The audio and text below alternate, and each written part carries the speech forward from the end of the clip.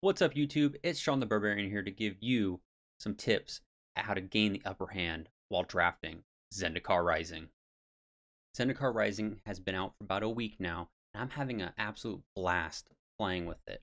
However, there are a lot of moving parts to this draft that can leave players confused and drafting underwhelming decks. We're going to dive into some key strategies that'll give you the competitive edge over your opponents. But before we dive in, consider dropping a like and subscribing to the channel. It would help me out greatly. I also stream on Twitch every Monday, Wednesday, Friday, and Saturday.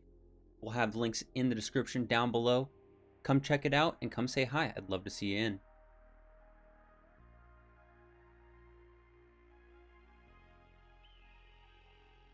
The first strategy we're going to look into is Landfall. Landfall is an ability that rewards players each time a land enters the battlefield.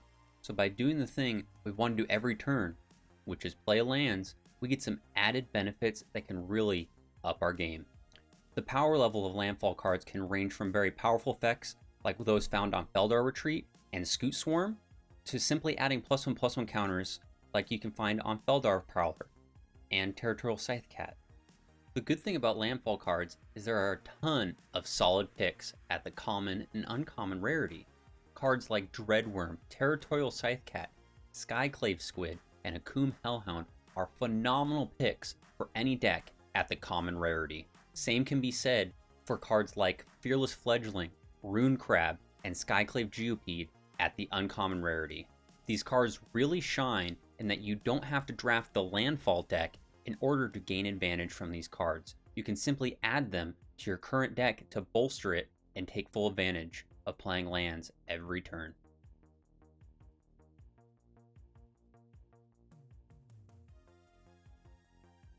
Alrighty, it's party time.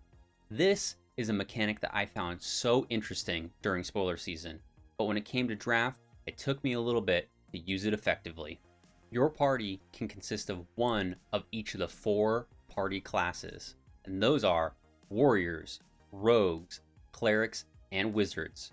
And if you happen to have one of each of the classes, well, then your party is maxed out, baby. Now, throughout my drafts, I've learned that picking up some of these Party Matters cards, like Deadly Alliance, Thwart the Grave, and Journey to Oblivion, are still solid picks because the draft pool is filled with class cards. Also, some of these picks, like the ones I mentioned, are still solid plays at full mana cost. Even creatures like Malakar Bloodchief and Gotag Bugcatcher are great picks because they count towards their own party checks for their enter the battlefield effect or attack triggers. Another tip on mastering party is to hone in on 2 of the party classes, as trying to force a full party to max out those party benefits leaves you with suboptimal picks or puts you into 3 colors, and mana fixing in Zendikar Rising is very tight. Understanding the party classes by color can help you draft a more reliable party. Drafting white, that's warriors and clerics. Red, that's wizards and warriors. Blue, that's wizards and rogues. And black, that's rogues and clerics. And then rounding out with green, well, green doesn't really have defining class, but does have some solid picks for each class.